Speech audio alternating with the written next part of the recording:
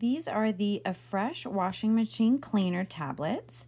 You use these about once a month. I use them religiously because I have two very hairy dogs, and when I wash their bedding in the washing machine, it looks like this, and it just is quite dirty. So I use these. What you do is you just take one of these tablets and you just rip it open, drop it into the tub, okay? And then from there, what you want to do is you want to go to your washing machine and select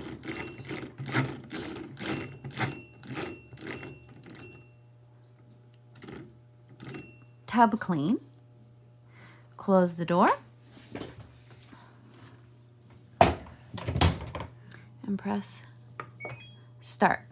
And then this way, everything in your washing machine is getting cleaned.